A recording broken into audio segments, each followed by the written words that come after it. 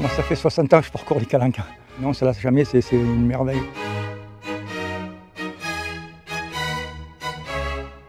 C'est le meilleur endroit qui est dans le monde. Quand tu as la chance d'avoir un bureau comme celui-là, comment veux-tu ne pas avoir envie de protéger ?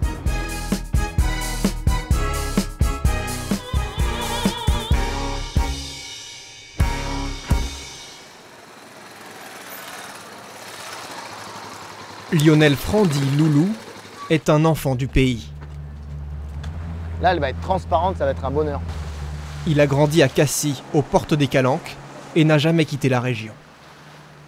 C'est vert, c'est beau, on a l'impression d'être dans les îles. Mais on est dans les îles, hein, dans le parc national. Hein. C'est un des endroits les plus beaux du monde, hein. Il ne faut pas rêver. Hein.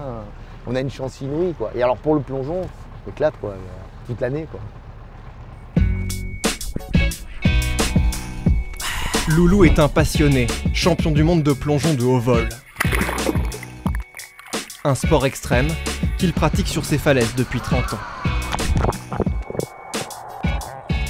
Là, j'ai dû faire peut-être 200 plongeons. Donc c'est un spot qui m'est très cher parce que j'ai vraiment découvert les sensations du haut vol ici. C'est un peu mon copain, quoi, c'est mon ami, quoi. Un plongeoir à 22 mètres de haut, l'équivalent d'un immeuble de 6 étages. Donc, je vais rapidement jeter quelques petits cailloux, histoire de revisualiser un petit peu la hauteur. Chaque semaine, c'est ici qu'il vient s'entraîner. Là, je sais que ça prend 1, 2, 3 secondes. Bam. Je rematérialise un petit peu le saut. Bam. Des années de maîtrise sont nécessaires. À 80 km/h, l'impact à la surface peut être redoutable.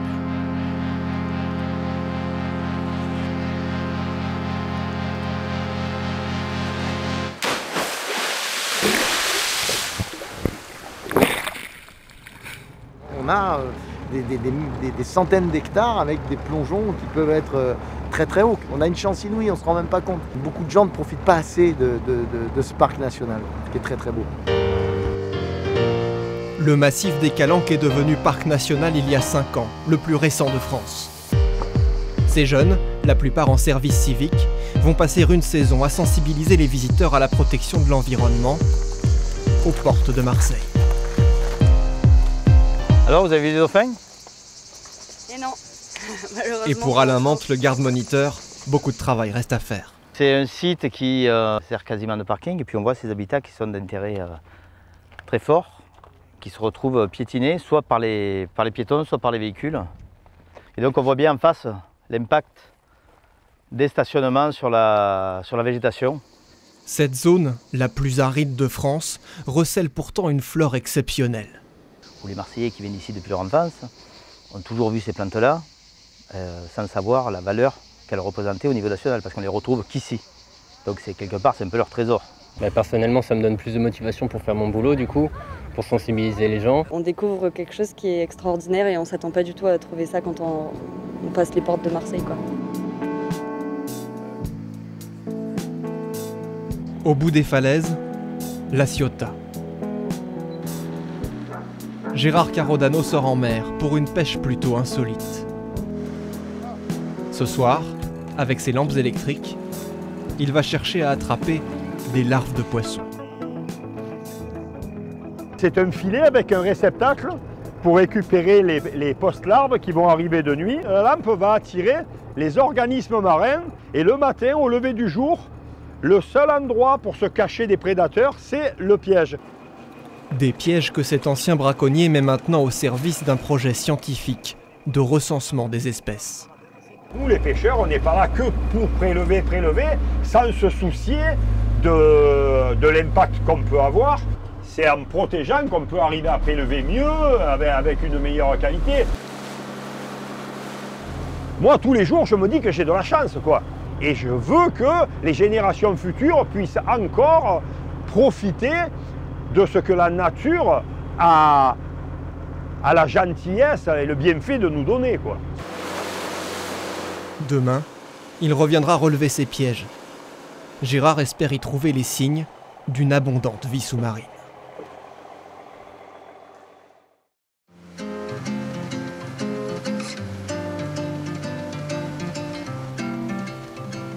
« 7 h du matin, L'heure du verdict pour Gérard Carodano. Avec son assistante Stéphanie, il va relever ses pièges posés avant la nuit.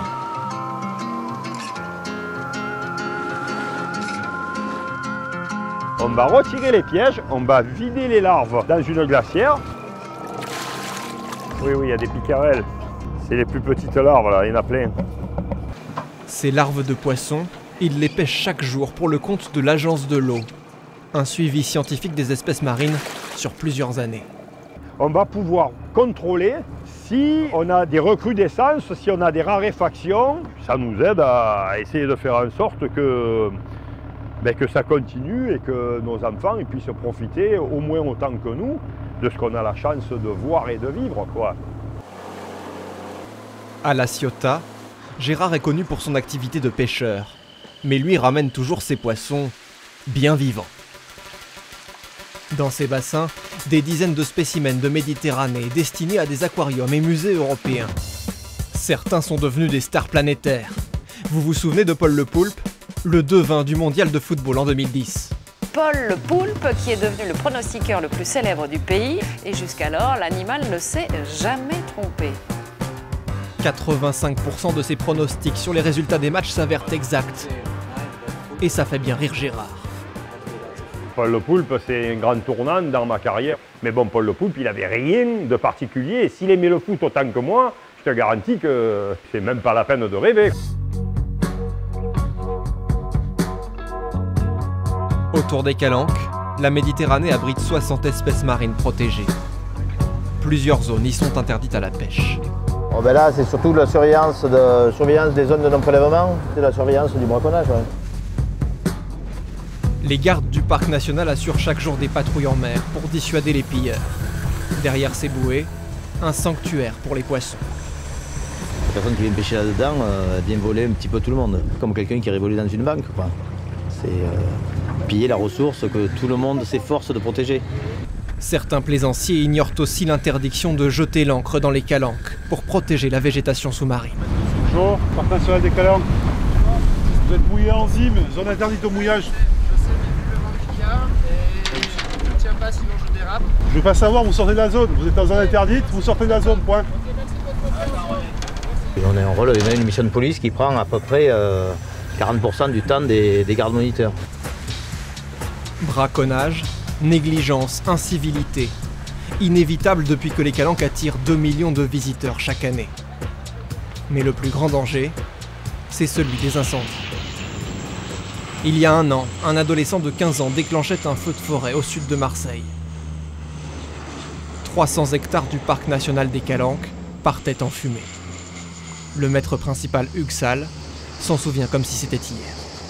Je venais de rentrer à mon domicile, j'ai été averti par la caserne et je suis rentré pour prendre le volant d'un véhicule de commandement. C'est un mauvais souvenir parce que la végétation aura du mal à repousser. Moi je suis né à Marseille, j'adore m'y promener et j'ai pas envie de me promener sur un paysage lunaire. Cette caserne est en première ligne face au massif. Tous ici le savent, une lourde responsabilité pèse sur leurs épaules. Ça peut partir à n'importe quel moment.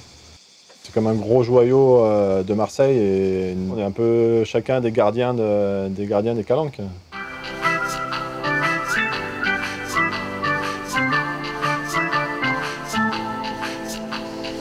Alors aujourd'hui, on va faire une petite session de saut, de plongeon, sans prendre de risques.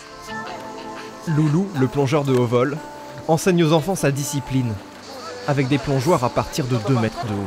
Tu vas et tu rentres directement dans l'eau et tu fermes les poings de préférence. Voilà, c'est magnifique. Alors elle s'est un petit peu retournée. Souvent les filles plongent mieux que les mecs. Les parents non seulement acceptent, mais sont très demandeurs de ce genre de prestations parce que ils ont peur. C'est vrai qu'on leur interdit, on leur préconise de ne pas le faire, mais ils y vont quand même avec leurs potes parce qu'ici c'est vraiment le bac à sable des enfants du sud de la France. Quand tu arrives les mains comme ça, tu crées... En fait, même à faible hauteur, une mauvaise réception peut entraîner des fractures et des commotions cérébrales. À contrôler dans l'eau. L'eau, elle va automatiquement faire comme ça. Loulou tente de prévenir les accidents en sensibilisant les jeunes. Mais dans les calanques de Cassis, il n'est pas au bout de ses peines.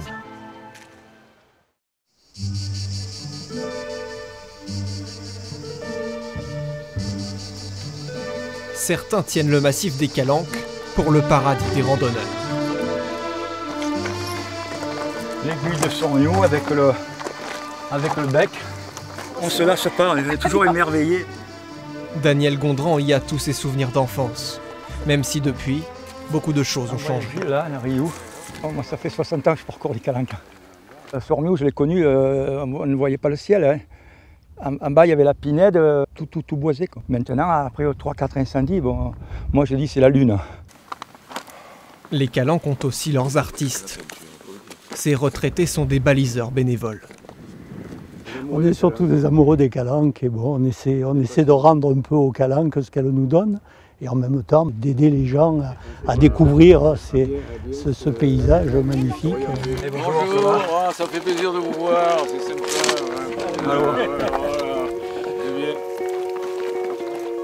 Bon, Jacques, t'as prévu le pastis? Voilà, un vrai Marseillais, pas comme moi.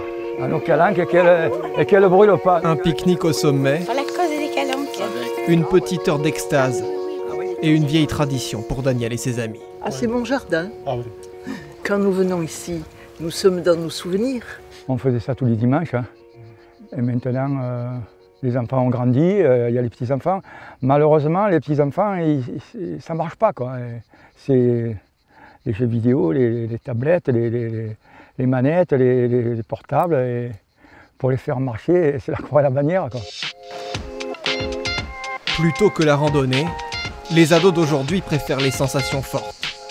Loulou, le plongeur de haut vol, vient souvent observer leur manège. C'est un spot qui est très fréquenté par une masse de jeunes et c'est à cet endroit-là que j'interviens le plus pour essayer de les ralentir un petit peu, de les freiner, de leur expliquer quels sont les risques, etc.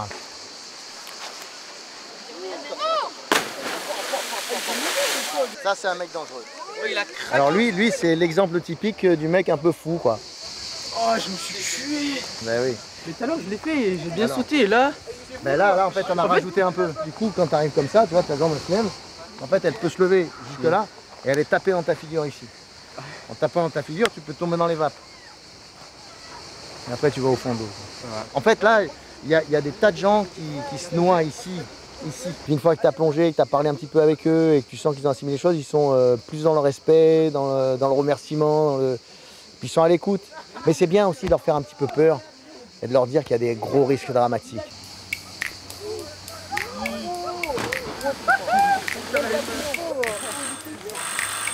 À Marseille, la vedette des sauveteurs en mer est toujours prête à partir.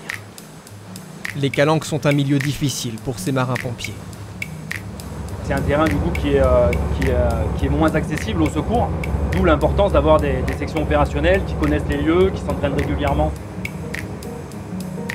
Leur terrain d'intervention, 40 km de côtes sinueuses et de rochers hostiles. Ce jour-là, exercice de sauvetage sur une paroi rocheuse. Le groupe d'intervention en milieu périlleux prend en charge une victime à 60 mètres au-dessus du sol. Gabi, toi pour l'instant ton seul truc c'est de maintenir le confort de la victime. Bon écoute, pour nous tout est paré, la victime est conditionnée. Des interventions fréquentes en été, quand des adeptes d'escalade surestiment leurs capacités. Tire bien la civière vers toi. Ok.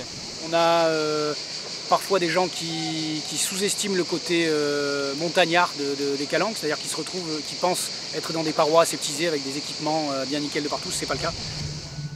Quand tu arrives à l'arbre, tu nous demandes de ralentir. Une opération complexe. Essaye de rester au maximum dans l'axe. Halt. Suspendu à un fil. Qui ne doit son succès qu'à des entraînements réguliers. Ok, du mou. Allez, du mou. Ok, c'est bon, du mou.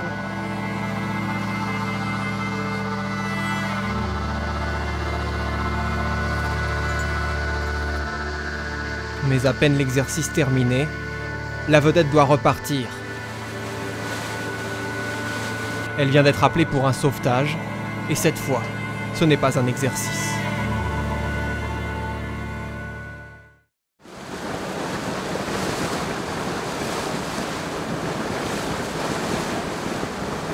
Dans l'archipel du Frioul, une embarcation est à la dérive. Bonjour, c'est bien vous qui avez demandé assistance? Oui. Une panne au moteur, une partie de pêche entre amis et le moteur qui ne repart plus. Alors attention mousqueton, ne pas vous le prendre à la tête. Les sauveteurs en mer veillent sur l'aire marine des Calanques, très fréquentée. Ils y interviennent près de 200 fois par an. Les gens ne sont pas forcément aguerris à la manœuvre, donc c'est là où notre rôle, on est là pour leur expliquer, les rassurer, pour après prendre en charge jusqu'à bon port.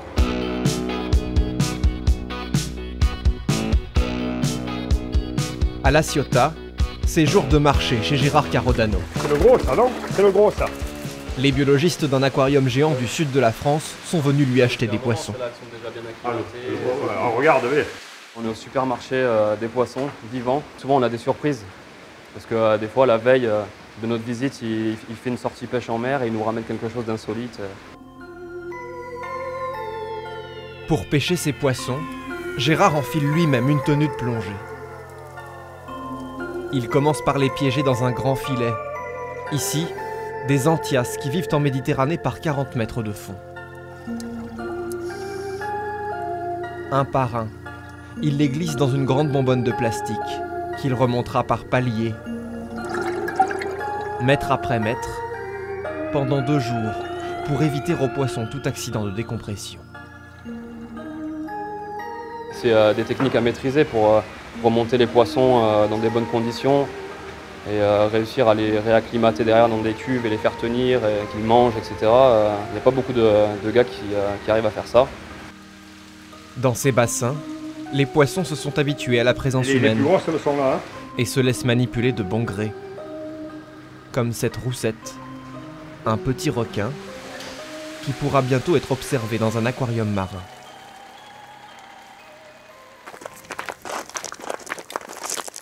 À 10 km de là, Daniel Gondran, le randonneur, s'apprête à passer une nuit dans le massif des Calanques. Bonjour. Bonjour. Vous êtes Jean-Pierre? Ah, c'est Bonjour, voilà. toi qui as réservé l'auberge. Voilà, oui. Bon, bienvenue. Il y a peut-être 30 ans que j'ai pas mis les pieds ici. C'est vrai? Ouais. Si tu veux déjà, depuis 70 ans, cette auberge de jeunesse est le seul hébergement du massif. Tu peux poser ton sac, tu peux t'installer où tu veux, puisque pour l'instant, il n'y a personne. Ah, le cadre, il a un chanteur, parce que la vue, elle n'a pas changé. Hein. Ah, c'est un 4 étoiles pour les Calanques. Ici, les clients sont pour la plupart des habitués. Certains viennent de très loin pour passer quelques jours dans ce havre de paix.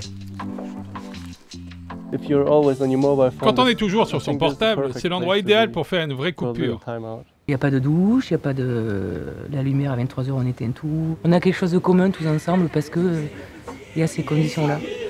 Jean-Pierre Martin, l'aubergiste, y a construit sa vie, loin de l'agitation. Et depuis 45 ans que je suis là, on a bâti des relations avec les gens qui viennent, qui reviennent, certains depuis 50 ans, qui venaient déjà avant que je sois là. Merci pour l'accueil. À la même heure, Alain Mante, le garde du parc national, profite du crépuscule pour traquer les puffins cendrés. Une espèce d'oiseau protégé qui se reproduit chaque année sur ces rochers. Ce poussin de 3 mois va prendre son envol dans quelques jours. Mais avant cela, Alain tient à le baguer. Oh, il faut le laisser se calmer. Faut pas qu'il sente qu'on est tendu. Désormais, il s'appellera EC 107 419. Cette bague permettra de l'identifier dans plusieurs années, car ces oiseaux peuvent vivre au-delà de 30 ans. Longueur du bec, 53 tout rond. Les plumes du vol sont en train de se développer et dans une dizaine de jours, il aura perdu tout son duvet et il sera prêt pour le grand saut, le grand vol. Après son envol, cet oiseau des mers prendra le large. Il ne reviendra pas à terre pendant 5 ans. Dans 5 ans, ils vont revenir, s'ils ont survécu à leur aventure en mer, revenir sur la route de Marseille et peut-être chercher un partenaire pour se reproduire. Ces rochers comptent parmi les seuls sites de reproduction des puffins cendrés en France. Une fierté pour ces naturalistes. On se dit qu'on est privilégié. Si on peut participer chacun à son niveau à cette protection, oui, c'est une responsabilité, et puis c'est un honneur et puis c'est un plaisir. La journée s'achève sur le sentiment d'une mission accomplie. Mais la protection de la nature est un pari sur le long terme. Et pour les sentinelles des calanques, rien n'est jamais vraiment terminé.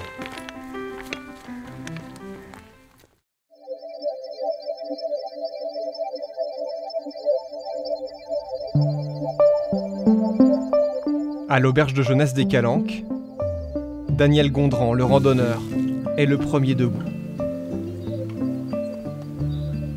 C'est indescriptible parce que comme sensation, il y a très longtemps que je voulais venir et puis on n'est pas habitué à ce calme, même à la limite c'est un calme assourdissant. Au milieu du massif, ils sont seulement une poignée de privilégiés à profiter de la vue quelques heures avant les touristes. On est seul au monde, on se sent vraiment seul au monde. Pas de bruit, les étoiles et la tranquillité. À Cassis, c'est une journée importante pour Lionel Franc, alias Loulou, le plongeur des Calanques. Aujourd'hui, sa femme Lisette l'accompagne. Là, je vais rentrer en profondeur, hein. Donc tu t'inquiètes pas. C'est elle qui va assurer sa sécurité pour un plongeon de 25 mètres de haut dans l'une des plus belles calanques, la calanque d'Envaux. Alors tu vois, Envaux, ça veut dire en vallée. Okay, donc il y a 2 tombants de chaque côté qui font plus de 100 mètres. Donc c'est assez majestueux quand même. Tu vois, quand tu regardes ça, tu te dis, on n'est pas grand-chose, on est tout petit. Where are you from? Don't worry because I dive at 24 meters. I need a little silence if you can. And after the dive, it's for you, okay? Loulou demande le silence pour sa préparation mentale et physique. Ah, ça leur fait plaisir. Là, ils sont en vacances, ils vont rêver. Parce qu'ils ne reverront jamais ça de leur vie, quoi. Avant de plonger, il faut d'abord escalader les parois rocheuses inhospitalières.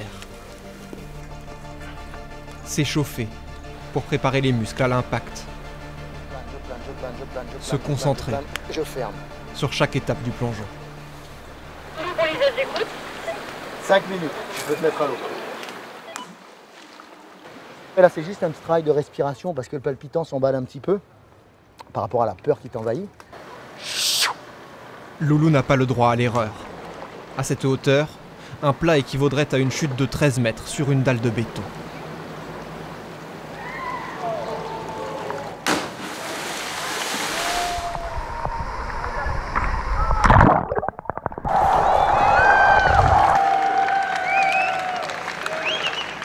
Quand tu es dans l'eau, une fois que tu as fait l'action, tu as le plongeon qui revient et tout est un petit peu au ralenti, donc c'est très agréable. Comme un magnéto qui remet un peu les images en route. Tu as l'impression d'être un oiseau et c'est vraiment pour l'être humain, c'est vraiment un privilège de pouvoir voler, on n'est pas conçu pour ça, quoi.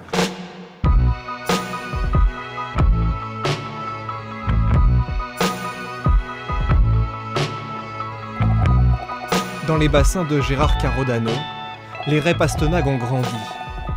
Elles commencent à manquer de place.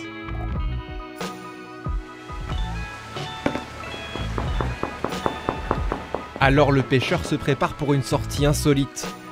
Aujourd'hui, au lieu de pêcher, il va relâcher en mer certains de ses poissons qui n'ont pas trouvé de clients.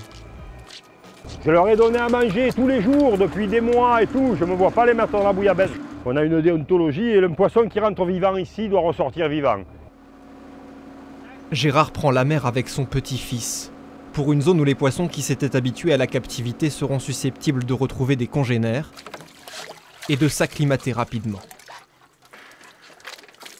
Il faut leur souhaiter qu'elles ne mordent plus un hameçon, hein, que ça leur ait servi de leçon.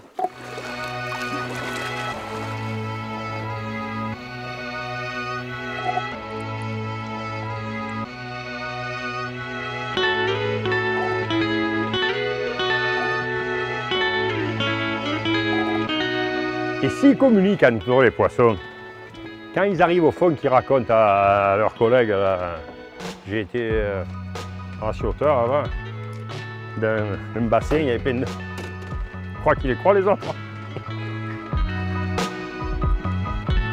Après avoir libéré quelques-uns de ses plus beaux spécimens, le pêcheur rentrera à terre sans un seul poisson dans ses filets.